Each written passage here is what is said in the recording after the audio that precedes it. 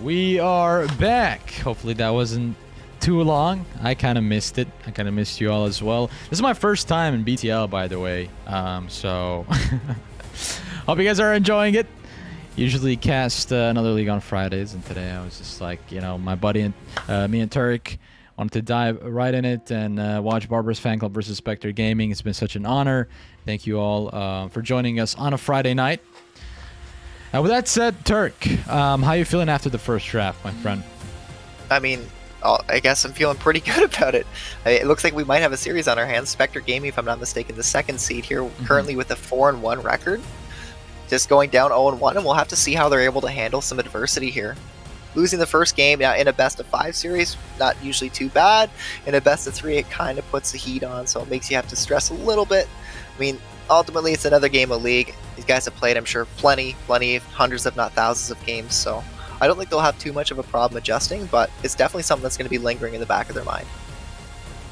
You know what else should be lingering in the back of their mind is that Shyvana, and they actually just wanted to get it right off the table, and they're like, we don't want to deal with that anymore. What was that? And Barber's Fanclub electing to not change anything. Keep the Zach ban, but Spectre Gaming, they're going to change a little something. They're going to grab the jinx for themselves. Maybe it's like the luck of the jinx, you know, as ironic as that sound in that sentence. The luck of the jinx. Maybe. Because you know why they call her Jinx? Because she jinxes every operation she's in. But maybe that's only in Arcane, but in League of Legends 5v5 competitive, it's the opposite way around. Yeah, sorry, who's Jinx? You mean Powder, right? You must mean Powder. Yeah, there's Powder. no way they did. Yeah.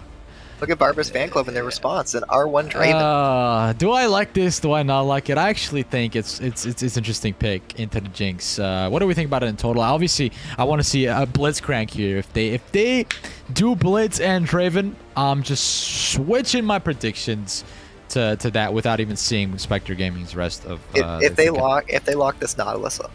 Well, wait, I think they're going to, and if they do, I think it's exactly what they should pick. Yep, that's perfect. So I think the Draven is Feast or Famine, and I think the Nautilus is probably one of the best supports that you can pair with the Draven. If you land a hook at this point, you're almost guaranteeing whoever's hooked is dead, especially after 6. And considering Jinx is immobile already, one of the reasons why I've been hyping up Xayah so much in this current meta is because Nautilus is so popular. So if you pick Nautilus, if you're playing Xayah, you can press an R anytime that he ults you. But if you're playing Jinx, you don't really have that luxury. So and a lot of teams actually pick the what is it? They pick the Xayah pick into the Jinx. It's been a popular thing. But the problem is some teams actually love playing around the Jinx themselves. There's so many ways you could do that. You could keep her very safe, or you could have very meaty frontliners that you could just throw at the enemy team and then just Jinx. Like, that's a distraction, right? That she needs the space that way. And a lot of teams have been doing a good job at that. Like, it doesn't require that much coordination to pull it off, and I feel like that's why it's an attractive pick here for Spectre Gaming. On the other side, you got Draven and Nautilus. It needs some coordination in that aspect. As you said, it's not the Xayah. I mean, the Xayah into the Nautilus would have been the ideal thing, not the Jinx. But again, Draven could follow up easily with the movement speed with those Nautilus hooks. Oh yeah, for sure. For sure. That's definitely a kill lane, and I wouldn't be surprised to see them draft something like a high priority jungle right now. Something that's more early game focused. They can also elect to grab a solo lane as well, and then look to ban out. And that's actually a little bit surprising if they lock that. I don't think the Evelyn's bad. I just think for the pace of the game so far, what they've drafted from R1, R2, it would make me think that they would want to grab something a bit more early game, but they don't necessarily have to, and instead they elect to grab the Evelyn. So the R3 Evelyn I think is pretty good. They know already they picked that into the Xin. So I don't think it's bad. I just think it's not good until it's 6. My resources tell me, okay, and I'm not gonna spoil what I'm basing this on. My resources tell me that Evelyn on the blue side, a Master Plus, has 77% win rate on the blue side.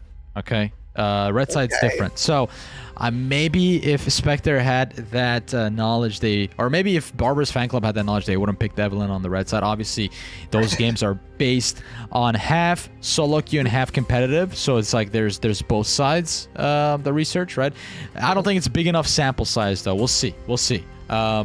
Maybe Barber's Fanclub wanted this Evelyn for a reason, and maybe Turk, you could try out to see what that reason is and explain it to me, because I'm trying to get my head around it. Is it a good pick into the Xin Zhao? Is it really useful at level 6? They want to maybe camp Jinx without Jinx having the knowledge that they're there? It's an interesting pick into this in. What you're basically saying is that you're willing to give up the first five at least levels of the game to Xin Zhao's pressure that he has. I don't think the Evelyn is necessarily too bad, but you definitely want to get the 6. That's when Evelyn starts to come online. So early game, again, like what I've mentioned with the bot lane, the way that they've drafted, I'm just a little surprised to see the Evelyn. I just don't think it's bad. I just think that they need to get to level 6. And I think that once that Evelyn has that, then their comp can really come online. It's just, can they survive that? And they elect to grab the Lux pick, which is a really safe mid lane, especially when you come, I don't know exactly when it's going to be, probably right around a level 9 or whatever it might be, but you can start to alt waves anyways. And once you can just start to alt waves, you basically you just wave clear. You can literally wave clear an entire lane from like your tier 2 turret. I like how I just casually said it. Yeah, you can just alt waves. It's gonna reset like it's an ability, right? Like it's been normalized. Like my initial reaction to see that, like I actually was like super shocked that the Lux is able to alt once in the laning phase, like and during lane and have a quick recall, come back and have the alt back up. I mean, it's been normalized ever since that, you know. But the way you said it was just funny to me. But what are we looking for here, Barber's Fanclub? They are on the red side this time around, so they have that counter playability, that counter pick that they could draft for that R5. And you see Spectre Gaming on the other side. They have this Victor. So is this going to be the LeBlanc into the Victor from Barber's Fanclub? They could choose to punish that mid pick heavily here. I think that's Lux. That's it. Yeah. Barbara's just going to keep the Lux mid. That's my guess. I really like the B5 pick from Spectre, grabbing the Gragas. It's a really safe blind, and this is a funny little hover. If we get this all, I don't know what I'll do. I'll pull one out. Too bad. What's the craziest thing that a Canadian could do? I don't know, man. Probably plunge into the icy waters and then drink a beer right after. Maybe. I've seen some crazy Canadian video. By the way, for context, Turkey is from Canada. Am I right? Yes, that's right. I never miss. I'll drink a Molson. That's really Canadian. Have some maple syrup or something. I don't know. All right. Yeah. Well, it's not going to be the Teemo pick. It's going to be the Shen. So at the end of the day, we get that Sign United. Actually, fun fact, Shen is super broken right now in Wild Rift. People are going nuts over it. So the comp from Barber's Fanclub is kind of starting. I see it now. So they draft the Shen. The Shen and the Evelyn are a really good pairing. I mean, Evelyn can be invisible. You can Shen her, and then you can come out of nowhere with a 2-person, like basically flag for free. Shen could just taunt whoever he wants. So that pairing makes a lot of sense.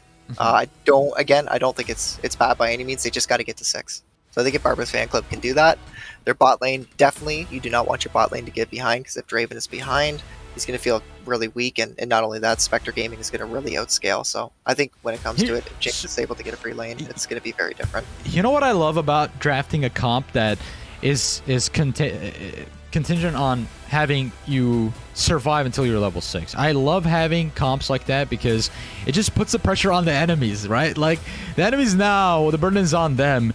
At least for Spectre Gaming, to make something happen before those level 6s come through, right? At least punish that window of opportunity, or use that window of opportunity to get ahead in the game, get some gold back, get some objectives, or better yet, get some kills. If you draft a comp for level 6, you got to feel pretty confident as a team to be able to play around lane states. So I don't know if you can remember from the last game there, but we had Lake on the GP. Remember when he died twice trying to get his top wave pushed in? Yeah. Right, playing around little timings like that and understanding when you can die and then not dying is massive. Now, it's no fault at Lake. The wave was huge. He had to get that to crash. If he didn't, then he would have been screwed anyways. So that's pretty much a lose-lose, almost checkmate situation, which happens in League a lot. And the higher in elo that you go, the more that you can recognize those plays. And we'll have to see if Spectre Gaming is really able to punish, again, Barber's Fanclub, because they should have a lot of timings.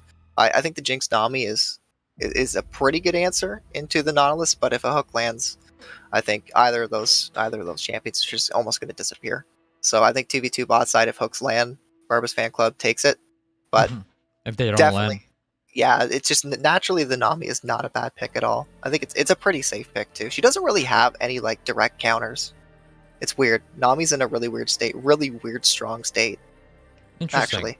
Yep. Yeah, maybe because she just doesn't even care what the rest of the supports do. She's like in a league of her own. Like her approach on the game is a lot different. Like she has like a lot of overlap with other supports as well, where it's healing, disengage, and stun. What happened? So you ever notice when a champion isn't played, sometimes Riot will just do these little sneaky buffs, and then they'll do 1 buff, 2 buffs, 3 buffs, and And then it before you stacks know it, up. a champion's really strong. Well, I think that's Nami. I think the state that she's in Really? right now, it's very similar to Lux. Lux got a nerf a little bit ago, but for a while she got buff after buff after buff until people Mhm. started playing her, and then once people played her, people didn't put her up. So I don't know if Nami's necessarily there yet, but I think she's really close, especially if you pair it with the Lucian. Obviously, you got the Jinx Obviously, system, yeah, the Lucian Nami. but We'll see. I mean, obviously, you put an interesting fact. Let me tell you, because you are, would you say you're a Nautilus main? Would you say you're Nautilus? Because I got a fun fact, because I feel like, I don't know, maybe I know this and I'm just like privy to this knowledge because like I just have these weird resources. But it's a fun fact about Nautilus. He can actually, I don't know if you knew this, but he can actually hook people through walls if he's close enough. Did you know that? yes, he can. Yeah, Yeah, I okay, did know that. Yeah. Well, Yeah. you know, I thought I could surprise you. I like with the left hook here with an interesting fact, but apparently he can hook through walls. This guy is, by CS:GO definition, if you're a CS:GO player, he's walling, right? That shouldn't be allowed. No, honestly, I think at this point I am kind of a Nautilus connoisseur. Like whenever that champion's up, I'm probably gonna pick it. And you see it a lot in pro play too. LCK, LPL, Nautilus tends to be like the priority pick. And then usually in the response, you have a little like trio. It's like you either pick Leona, Rakan, or I guess occasionally maybe it's a set. But like the support matchup when it comes to pro play right now is a little dull. And I almost just kind of follow suit with the meta. I think the Nautilus is a great pick. Really, really good. I think in lane, if a hook lands, you can kill, but outside of lane and team fights, your R is just too valuable. It's crazy. The impact that Nautilus has and the reliability on CC, you can force any engage you want. Any engage. It's very strong in this meta. Like any engage you want. Also, at some points, the disengage that people underestimate. You could hook onto walls like you're Spider-Man. I could have, like, I feel like Nautilus is not in this game. Like he has so many references outside of this game, like CS:GO walling, like Spider-Man game here, just hopping from one lane to the other, trying to get away, swinging. But with that said, though, overall, let's analyze the draft a bit more in more detail. We got Gragas top lane, right? That's pretty standard. We've seen that in this meta quite some time here. A lot of top laners actually like the utility of the Gragas and the safety of it. Not a lot of champions can punish this pick head on. No, not a lot. I think the Shen can actually duel the Gragas pretty okay. Like pre-6, and then once, like Shen should get it, from my understanding of this matchup, should get a pretty free lane. Gragas always has the sustain in his kit, so if you ever get Gragas down, you probably won't actually be able to kill him. He'll probably sustain. He might have his W up to be able to just drink whatever he drinks, whatever magical Kool-Aid liquid is in there. He drinks it and he heals up again. So Do they got that in Canada? Yeah, Do they have that in Canada? So I like that over here. I'll tell you that. Kool-Aid is pretty good. Yeah, Kool-Aid jammers are great. But yeah, I don't know. I think topside, honestly, is going to be a bit of a snooze fest. Again, you got to remember Spectre Gaming, they B5 their top lane. So long story short, they don't know what they're picking, or they don't know what they're playing against top. So the Gragas is always a really safe bet. It nullifies like 80-90% of top lane matchups, with the exception of something like probably a Darius. That's why I like it. It's a really safe pick, especially you're on the blue side. That's why it's been prominent in this meta. And I like also, just off of that, the Xin Zhao pick, the jungle pick here that we have at hand, Spectre Gaming, are going to be, like you said, doubling down on that early game a tad bit here, because they have that window of opportunity, as we discussed, that Barber's fan clubs are racing to level 6. So with the addition of Xin Zhao here in the jungle, they have that early game prowess. They just need the executions for Spectre Gaming. And it's going to come down to, again, playing around the waves, recognizing if Barber's fan club, whatever lane it is, if they need to get a big wave crash into their turret, they should be able to know, or at least try to have an inclination as to the best timing to be there, and try to like dive or try to gank or whatever they can. So I think that's really what it's going to be. And also on the inverse too, you can build up really big waves and look to dive under turret. And I think that's where their team comp is going to come alive. I think if Barber's fan club gets to 6 unpunished, I think it's going to be very scary for Spectre. Well, a lot of teams, just to add one more point, a lot of teams tend to struggle playing against the Evelynn, because the Evelynn or after 6, knowing where to ward is imperative. You need to ward her camps, you need to ward deep, you can't ward river. Warding river versus an Evelynn is very tricky. You need to be able to pink it. If you could do that, that's fine, and you'll spot her. But if you're placing just regular stealth wards in river versus an Evelynn, it's a really, really tough time. You can't see her. So yeah, I'm actually gonna make a point about that once we get into game, because I actually want to discuss that further. But with that said, Holding that to mind, we're going to take a short break. When we come back, it's going to be Spectre Gaming versus Barber's Fan Club. Stay tuned.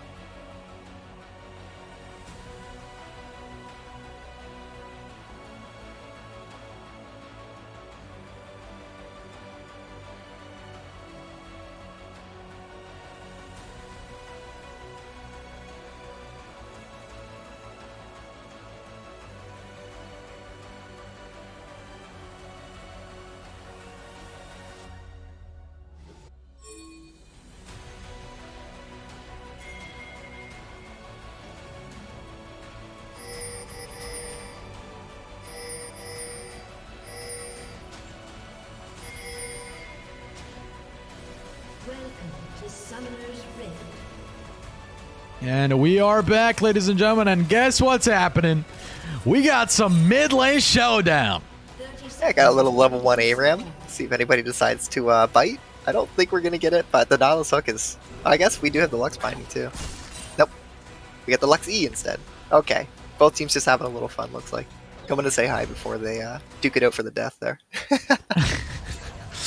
Yeah, I thought it was going to be a good start. Like, it was so gangster of them to just go in the mid lane. Are like, okay, we're going to throw down at level 1. Like, let's just find out now rather than later, instead of just wasting 40 minutes to see who's going to win. Let's just find out now. Let's just do it now. Level 1, get it out of the way.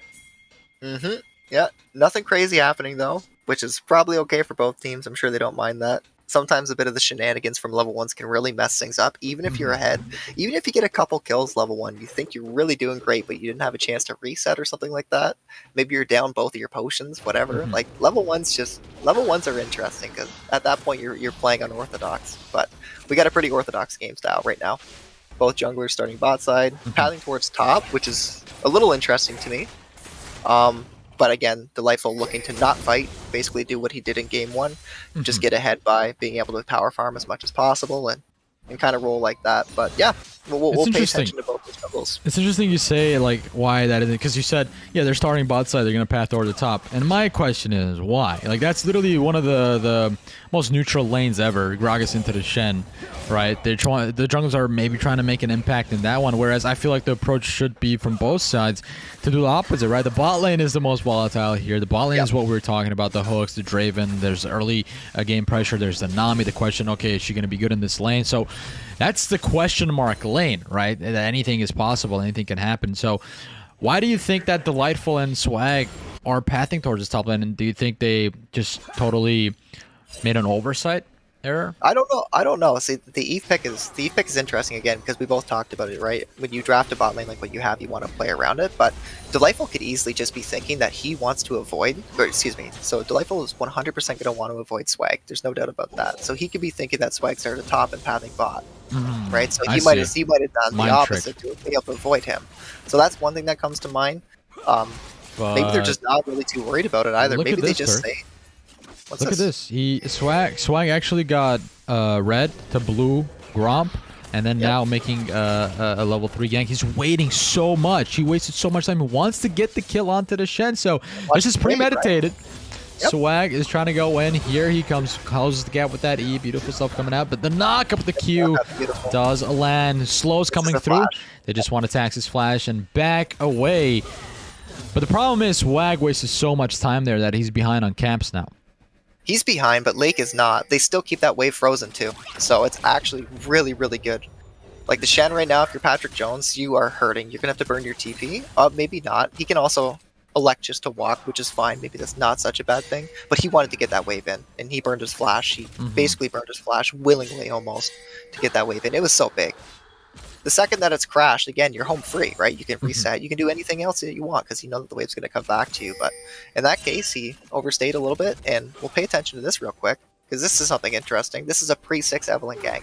Yeah, it works. It's possible. Maybe going to get the charm off here, but Hyper already flashing away. So both junglers here getting flashes on opposite sides of the map. That's right, and I'm sure both supports are timing that right now. Right, keeping track of those summoners, this would be really important. Being the Jinx, not having that, while the Nautilus does, it scares me, especially being a Nautilus connoisseur as of such. So I think if you're Hyper, you can be playing pretty safe as much as you can. Nice hook. Now Floor going to be taken under stretcher, maybe back to the battle, but no, that's gonna happen. He actually flashed and the exhaust is burned, but Nuke's finding the axes. Can he get it here? Pops the heal as well to stay alive, but it's a 2v1 happening in the top lane. In the meantime, Patrick Jones gonna get slowed down. He just needs to walk away here. He doesn't have the E, but maybe he could tank this up because he did have a couple of potions. He's gonna be very close. That's the first blood coming down up above. Swag putting in the pressure. He actually look at the wave. Double time that one. Yeah, no. Master of Freeze. We should call Lake. We should probably rename him Frozen Lake. Maybe at this point, the repeat gank from Swag. This is good though, right? We didn't see it from the Jarvan game 1, so we knew that. Based on his playstyle, we assumed that he'd want to play something that can impact early, like whatever jungle it might be. And the Jarvan didn't work out the best for him, but so far, in the first 5 minutes, it's in doing A-okay. Shen sneaked a little taunt there. He was just like, you know, I've had enough. Yeah, this wave is now not frozen, so Patrick can kind of relax, let this push back. Lake definitely wants to reset too. I mean, he's effectively 1/3 HP right now, so he has a little bit of sustain in his kit, but you don't want to be in this position, so I think he'll look to take his back soon. We'll have to see. It's interesting. The Delightful is more than happy just to keep doing what he's doing. If there's only one death before he gets to 6, he's very happy, man. I just think this game is very symmetrical in the sense that we see Patrick Jones on the side of Barbara's Fanclub behind on CS, but their Draven is up on CS, right? So same thing with, right, like if you talk about Lake, he's up ahead on CS compared to the Shen, but the Jinx is behind on CS in the bot lane. It's kind of symmetrical things are happening. I like seeing that. Bringing some order, some structure to the game, and Nukes going in. He does not have care for the world. He's gonna down that solo kill against the Xin Zhao, and he goes left unpunished with that kill. So Nukes is feeling himself here on the Rift right now, finding that initial kill, gonna put the Draven now in a very, very good spot. Yeah, he's opting in for the lethality style here. I don't know. I assume. Oh, I'm not even gonna try to butcher it right now, but we do have the lethality build plus the hail of blades. Like that's a lot of damage, and Swag felt that. Actually, even burning his flash, failing it over the wall, unfortunately, and still going down. So yeah, nukes. I mean, you pick an Evelyn, Yeah. getting ahead naturally, the 2v2 bot side, and you end up pulling that off. This is exactly what they needed. The Draven, like, literally just walked up, dude. Like, he loved them. I mean, obviously, there's no hook to punish him, but Floor, I feel like he could have maybe done something there. The intention for Nuke was very, very clear. Just walk up and get the kill. I mean, if he could just rinse and repeat that, then it's going to be a problem for not only the bot lane, but for Lake, for Swag, and even learning. The Victor is also going to be in trouble because Nuke is just very confident, landing the axes, catching them as well. But here comes a gank from Swag. Right. He's had enough. He wants to put Nukes where he belongs, but maybe 6 foot under is not where he wants to go. And eventually we'll find the kill. Instantly traded. Delight was there. And we got 1 for 1 here. Yeah, we did. Delightful picking up a kill. So that's really good. Going to be able to keep scaling. And Swag definitely where he needs to be. The response from Delightful is just equally as good. And I mean, he's happy to grab that as he passed towards mid looking for another gank. We also have Bane rotating a little bit late, but we'll see. Ooh, the charm does land, the stun as well. The bind is on spot. On target, Delightful will find a kill. And this is a level 6 Evelyn now that we kind of built up the hype around level 6 Vayne, or sorry, the level 6 Evelyn.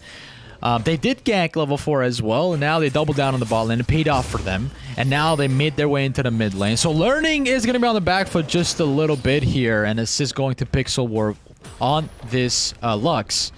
How are things going to fare here in the next couple of minutes, depending on where you're looking at from? I mean, there's lots of ways to look at it. The Shen has now come online. At this point, they have the availability to be able to pull trigger almost whenever they want with the Evelyn Stealth and the Shen R. So keep an eye out for that. I think this Rift Herald is probably going to be the next major objective. Yeah. I wouldn't be surprised to see Bane after they get this wave pushed in. Look at that damage.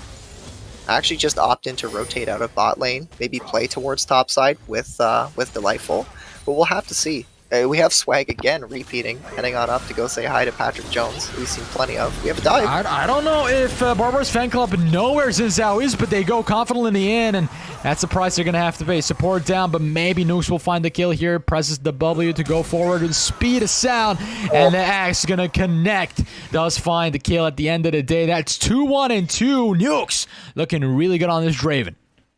He's looking great, absolutely. And the dive seemed what originally looked like to be a little botched, but Nautilus was able to absorb a lot of turret shots there with the aftershock, having the guaranteed lockdown from the R that he has. They're able to pick off not 1 but 2 kills and deny a bit of CS. But they didn't know where Zinzao was too. So no, they did. You're right. A very confident play coming out from Nukes. It could be the downfall as well. I mean, you're not wrong, but I guess at the end of the day, they flip the coin and it ends up heads, and they'll walk away ahead even more than what they were. So another kill on Draven. Obviously, they would have wanted both. We have another fight. What is that hitbox? Pixel picks it up. It was just the right corner of that light line, and it just connected. And learning the second death for him, he's definitely off to a slow start. And Pixel Wolf has kept both the summoners up as well. So since I can't even go mid lane to successfully gank Pixel Wolf, so it feels like Swag has wasted a lot of time in the top lane and now couldn't even be there in mid lane on time to make that play happen. Yeah, and I mean, red side now pulling up to a 3k gold lead at the 11-minute mark, which is absolutely crazy. I mean, you still have turret plates available and everything, right? So there's plenty of gold, standing gold left on the Rift too. So yeah, that's a bit of an insane lead to have already, and it's what their comp. Well, I'd say it's almost what it's designed to do. It's the composition's a little. I don't want to say all over the place for lack of better words, but they have lots of bridges available. If the Draven gets ahead, then the Evelyn can snowball harder and harder and harder. And here we go, have another fight. Oh, there it is. A fight breaking out in the ball lane. A 3-man dodge. Double kill secured by Nukes. But Bane barely walked away there, but the heal did not do much there at the end of the day. And 8-4 scoreline for us. Barbar's fan club are still in the driver's seat. They are looking sensational. with the lead they have surmounted now under that 14-minute mark. We have the plates up still. And Swag is on the rotate. He's going to find the knockup. Maybe if the Crescent Guard use a flash follow up there. Nicely done. Lake secures the assist, and the kill is gone to Swag in the meantime. Learning now in the 2v1. This is deja vu for him. He's fed up. Going to flash away. Maybe finding the outplay here with the Chaos Storm, but it's unlikely. Blastcone is just there to get out of just the vicinity. And meanwhile, Swag is around the corner in a range to go in. Flashes for this kill. Hungry to find a kill, but not gonna happen. That's the play. 1v2? That's the only thing that she wrote. And shutdown. Oh A huge shutdown from Hyper. And the ball in the meantime, Delightful does find the full combo with the ulti. Oh no, making that rocket. Oh, that was super There's close. No way. That was super close. The reaction time there by Pixel Wolf. Nicely done. And now Lake gonna bite the dust there. Back-to-back kills for ADHD Delightful. 5-0 on this Evelyn. And no wonder they picked this Evelyn. And I was just like kind of throwing my doubts out there. Well, I mean, you could doubt Evelyn as much as you want pre-6, but once you hit 6 and things start to change really quickly, and having 5 kills is really going to help. Let's take a quick note. Opting in for the Dark Seal has 10 stacks on it. Like, that's really, really, really scary right now. Yeah. So Delightful, again, in the driver's seat from this series. We saw it in Game 1 with the Shyvana pick, and we're seeing it again here with the Evelyn. That was a nasty sidestep from Pixel Wolf. I wonder if they're able to get the replay just to see how it looked on their end. Like you see, it's hard to dodge the Death Rocket. Like you have to be on point. Yeah. I don't know.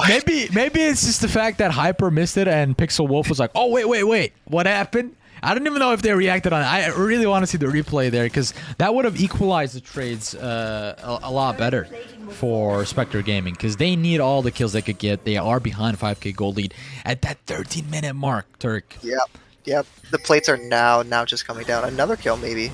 Oh, that's a beautiful hook, opening up a possibility for Nukes to capitalize on that. Learning what Bite does. That's one down, and Nukes is just happy with the kills he's been getting. He's a lot ahead compared to this Jinx in the game, and that's always good to see. Refreshing, I guess. Yeah, Bane executing this Nautilus extremely well. Obviously, Nautilus is not the hardest champion to engage with, but what a lot of the time people end up forgetting is where you are in relation to the fights that you choose to take, right? So he's in that dry bush recognizing that Victor might walk up. Sure enough, he does, and he's in that position to be able to land the hook in the first place. So, I mean, 1, 2, and 7 been a part of 8 out of the 12 kills. 66% contribution rate. Not bad. Oh, baby. Oh, Pixel Wolf over from downtown. That's Finds the 60% ulti. Yeah. Oh, there it is. 2v1. Recognizing is yet another opportunity, a golden opportunity for this Shraven with the ulti, securing that kill again. The left hook collapse from the other side. Floor has to flash away to stay alive. They will walk away. Bane, being the gentleman that he is on this Nautilus, tanking the tower aggro for Nukes to walk away. Yep. You can feel the game starting to really slip, and Slippery we'll have to slope. see. Maybe Swag can find the shutdown here. That's 200 gold bounty bonus. And that's good. That's Okay. always good. You know, that's the ins down that we know. Swag off to a good start. But let's talk a little bit about learning, right? Dying so many times. Speaking of that, death is just around the corner wherever Delightful goes. It's so difficult at this point to play. I mentioned it before, you need deep vision on the Evelyn to be able to spot where she is. You need to see her when she's clearing her camps, but if they're this far ahead, you never have a chance. You can't. Where can you place wards? You have to carry around as many pinks as you can, and you only get 2. So, like, killing the Evelyn at this point, 6-0, 10 stacks on a Dark Seal. We'll see a fight, though. And this is a good fight. They beat this. That's great. A bit taste of his own medicine getting caught out there, left alone. You asked me about learning too. I mean, before that 0-5, he's had a really difficult time in this lane versus that Lux, and I think it's just the reliable engage that Lux provides with her Q, her binding, obviously. I think that's a huge threat. He ended up getting hit. You mentioned it at one point. You talked about the hitbox. That was a little questionable, right? Interesting hitbox. Yeah, a little interesting, but nevertheless, right? Ending up with the 0-5 scoreline, getting 1 kill on Bane, that's big. Like, he needed that, for sure. Yeah, the Bane factory here, the support Nautilus, you know, is creating a lot of plays and creating a lot of room for Barber's fan club to make the plays happen, but we still yet to see Patrick Jones pop that Stand United. I'm just wondering, why not use it on Bane? Why not use it at that point? I think they're probably just waiting for the right objective right now. If I had to take a guess, they're probably waiting for the dragon. Third dragon is soul point. I think that's when they're going to look to pull trigger. If they're a coordinated team and they're really talking and comms, that's my best guess because they could play topside right now for that Rift Hero, but it doesn't. It's not the value that you get from the second Rift again. It's just not there. There's no plates available. But the value that you get on that third dragon, that soul point, now that's everything for your comp. That's what you want. So my guess, they're saving the Standing United for that. But still, it's a chump change if you talk about Spectre Gaming. If they realize, okay, you know what, Barbarous Fanclub are probably going to go most likely get this Drake next up. And then what we could do is just maybe capitalize on that opportunity and secure ourselves a topside neutral objective, which is going to be that Rift Hero. They have to do that. They have to cross map. I don't think they can really fight 5v5 at this point. I think they're just losing around the map. I think the Lightful has too much agency at this point in the game. And we'll see why. I think right here again. Lake gonna flash away, but you cannot get away from the grip of Delightful. He's got you scoped in, and speaking of scoped in, Draven hits the ulti out, but now going to get collapse on with Learning, popping that Chaos Storm, trying to zap away Nukes, but Nukes himself trying to get away, actually manages to do so successfully. It's that built-in movement speed that Draven has, and it's very, very destructive when played in the right moments, and Bane throws out that dredge line. It does not connect. Nuke stay in here a little bit too much, maybe, could be what ends him. Final Spark does not connect. All right, Pixel Wolf tried it. It's all good. She's going to have it in like, what, 2 seconds? Yeah, probably about 2 seconds, but got Hyper Flash, so got the Jinx Flash for free off that and a tier 2. So, hey, we'll take it. Yeah, and the Soul Point, that's right. We're going to grab that. Now, what we mentioned there, Swag doing basically the only thing that he can do right now. So, cross map, grabbing that Rift Herald. That's, I mean, it's peanuts at this point. It's tough for the side of Spectre Gaming, but if they can hold in it, maybe he doesn't even get it. I don't know. Patrick Jones just wants to make it miserable for Swag. He's like, hey, I'm going to make you work for it, buddy. But maybe, just maybe, this is going to be a good fight for them. They do collapse on, but the reinforcements are here. They are fast. Crescent Guard pops in the right timing. Is it going to be all that they need? The answer is no. Lake is trying to salvage this play, but not going to happen today. And Spectre Gaming do lose two vital players, but they do pick up the Rift. In the meantime, it's 18-8. Barbarous Fanclub are in the driver's seat for the better part of this game now. Hyper going to get engaged on Nukes, a full combo wombo. This is a Draven. Oh my god. Bloody. That's through exhaust. That's crazy. Nukes is just so far ahead of Hyper at this point. And any goal that Hyper can get, he's just taking it any chance he can. We'll see if they are able to get this kill on him. It's yeah, it looks good. Oh, he goes down, but doesn't go down without a fight. That's for sure. Learning goes just, it's just a 6th death on the Victor. We talked about the carries on their side. You know, they are late scaling. Hyper is going to hyper carry, no pun intended, but Learning needs to step up to the plate here. Yes, having 2 kills is maybe good, but just that tempo, getting knocked out back-to-back times, does not look too good for the Victor.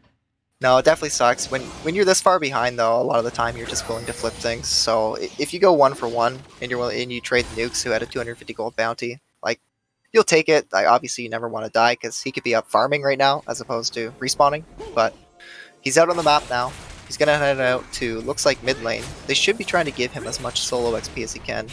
Mages tend to scale the best, and almost always they do with levels, and items are obviously crucial too, but he needs to get some levels. Like, level 11, that's good, he's got his, like, second ult, but they're really hoping for that Victor and that Jinx to be the late game insurance that this team so desperately needs, but they're just not there. They don't have 2 items. They both have Mythic, which is good, but take a look at the side of Nukes, for example. Like, we have 3 completed items right now. Yeah, and the Collector on is one of them. Is why it's so good in that instance. Got the kill for him when he was about to die, right? It's like, that's the O factor when you got Collector on Draven. Yeah. Collector's really gold efficient here too. The only person who's tanky on this team is Gragas. Like, you could argue that Swag is tanky, but he's actually not. He just has his ult. That's it. That's all that Zen really has.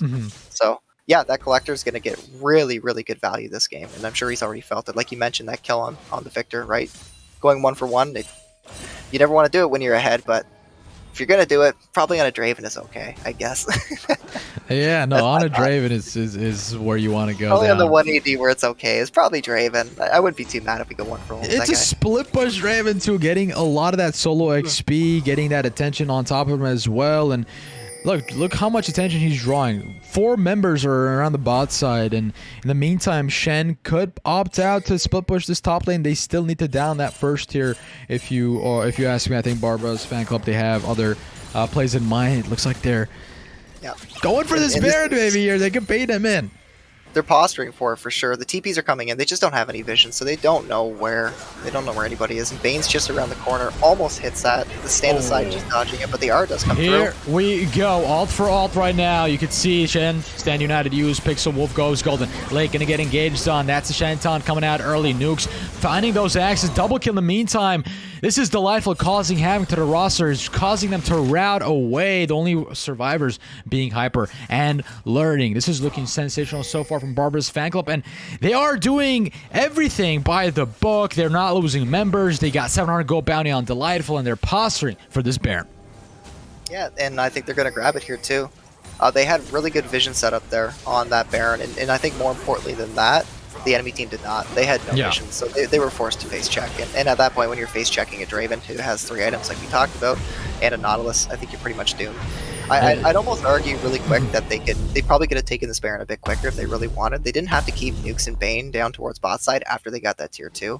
But, I mean, that would almost be nitpicking. They could have rotated them any which way after that, but they still have it.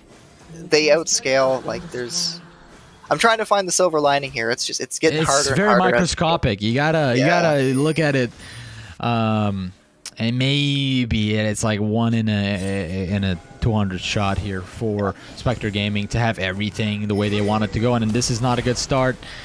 Swag, at least they're trying to recoup some of their lost intel, and warding is everything because they need to spot out this Delightful. Delightful goes down on the 1v3 now. Pop the ulti on the side of Swag. That's suppressing guard. Pixel Wolf, Silent Assassin finding that kill. Swag gonna go down. Double kill coming up. Nukes is on fire. Shutdown hour from Hyper. Maybe finding a fight back here, but that is a 2v4. They cannot do it. They don't have the time. Hyper is going to last to go down. Ace coming up from Barbara's fan club. This is all they needed. Yes, Delightful dies. That's the only first death that we saw for the Evelyn. And it was all they needed to gain the momentum and maybe open up the base. Here's their look. And I don't know if I got shut down. What happened here? Can anybody hear me?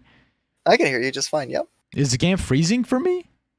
Maybe for you, not for me. Oh, okay, yeah, the game froze. Maybe that was just too hot.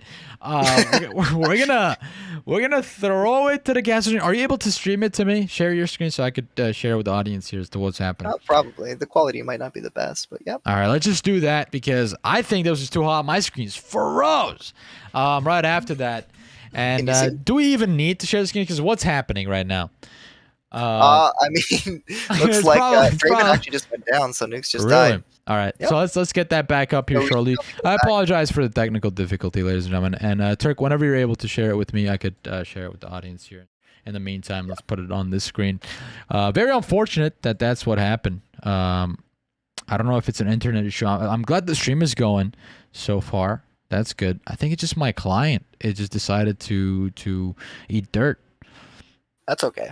We'll get it figured out. Can you see my screen right now? Oh yeah. I do see it. Okay, you're streaming it in the casting thing then. Okay, that's where you are. All right, watch stream, share it. Yep, I'm gonna share it right now. I see it just fine. And let me do that here. Some live production for you guys. Back behind the scenes stuff going on. Where is it? Display capture, window capture. I think I'm just gonna do display capture in the meantime. Yep, no worries. If it works, it works. Let me know. And yep, it did work. Okay, there it is. Perfect. There you are. I actually have Bane like almost just soloing Swag there.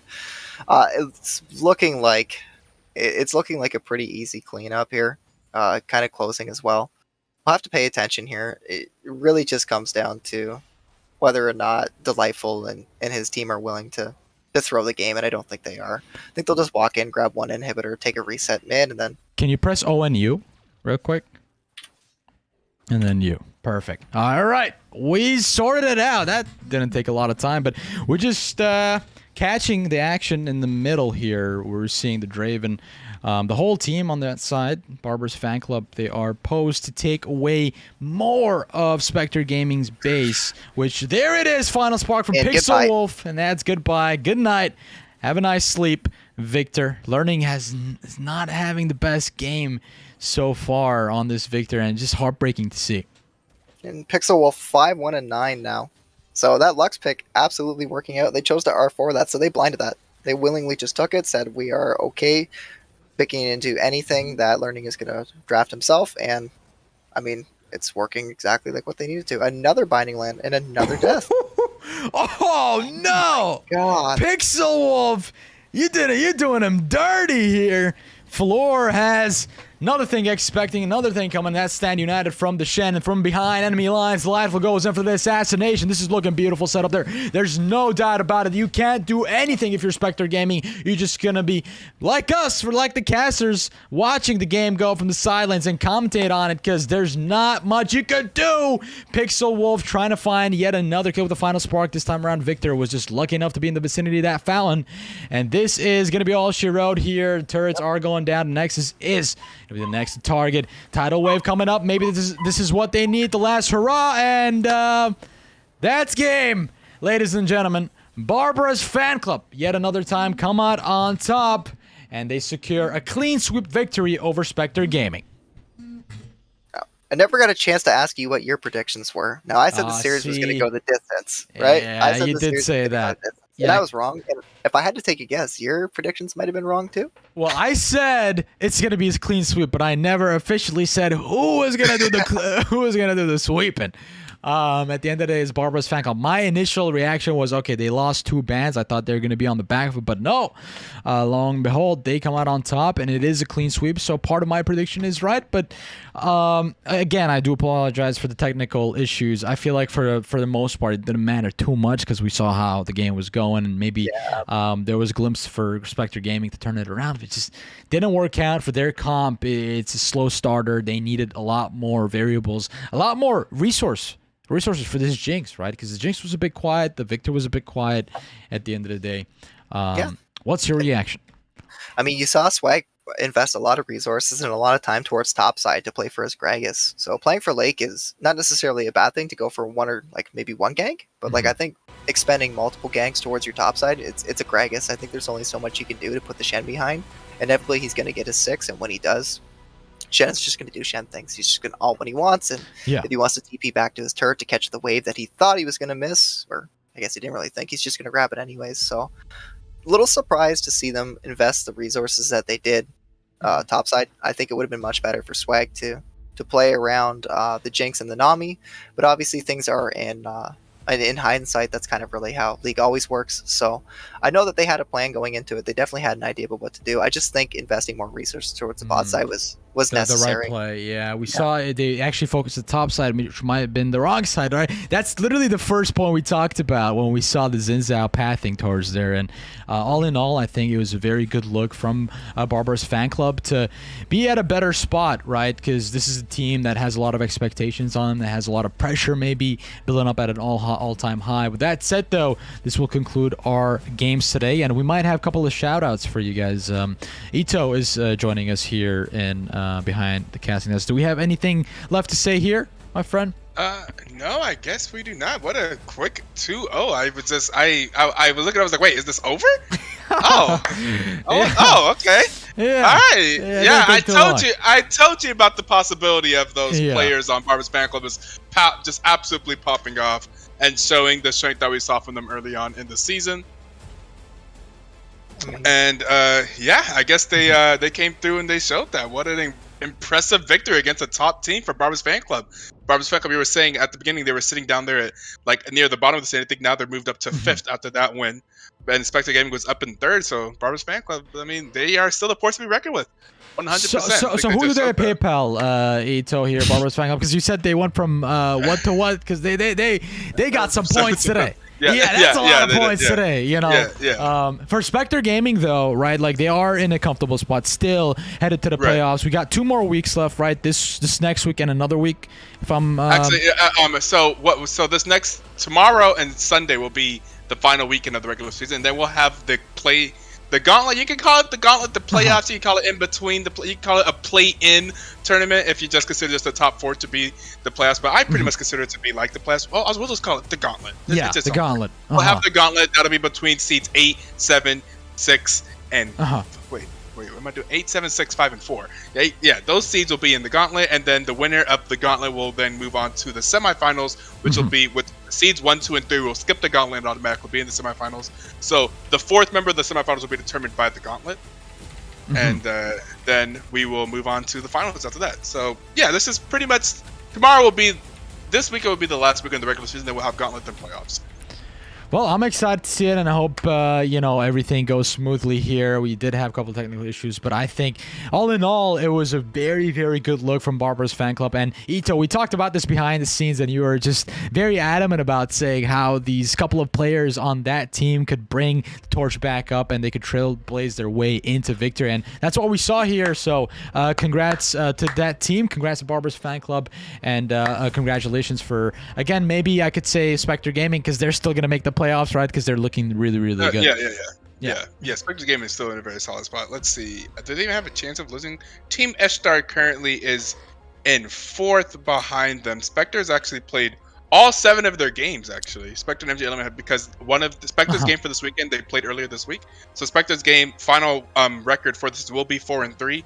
Team Star does have a chance to go 4-3 if they win this weekend. And if we look at the Ishtar versus Spectre Gaming, Spectre Gaming beat Team Ishtar, so they do have the what would that be called? The tie break over Spectre. So yeah, I think Spectre Gaming.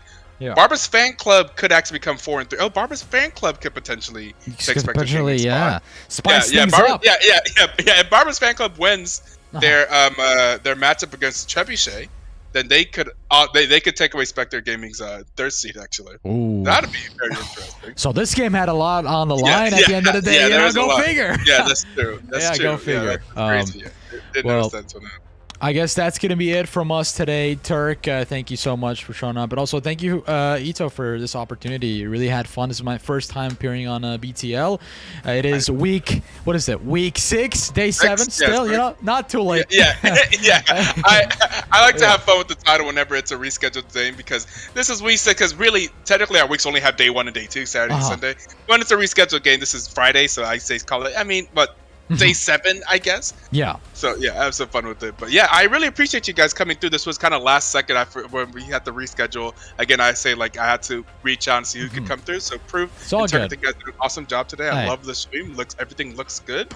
And shout out to our sponsor, Speed Robo Games. They make cardigans. You can check them out at speedrobogames.com. Yes. Also, I was gonna say the thing about the if there are any clips that that the chat was able to make from today's game, then you can tweet them at us at BTL Tourney and have a chance to win RP. And yeah, we're gonna probably host somebody if we I think that's everything. Honestly, I might go back to clip maybe a couple of plays we saw on the Draven. They look nice. Another thing was, we need to clip. Actually, you know what? If we could get the perspective from Hyperwolf, if they are able to. Or did I butcher the name? Is that the right person? Pixel Wolf? Pixel Wolf, not Hyperwolf. Pixel Wolf. I'm thinking about the ADC. Yeah, Pixel Wolf avoiding the Mega Death Rocket. That looked. That's crazy. That's a clippable moment. That's an Explore page Instagram clip right there. I'll say that if we could see it from their perspective. But if I'm Lux, that hits me. That's all I'm saying. If I'm Lux, that hits me all day. No, if I'm playing Lux, that hits me without even making a. No question. It's no crazy reaction to be able to do that. Well, that's going to be it from us. Thank you, Ito, for the announcement here. And for the rest of you, hope you guys have a pleasant rest of your evening. It is Friday, so turn it up a little bit. And I guess we'll see you next week. Congratulations to the team who are making it to the playoffs. With that said, this Proof signing out. And the rest of BTL, I appreciate the opportunity. Thanks again. Again and again. Have a good night. See you guys on the other side.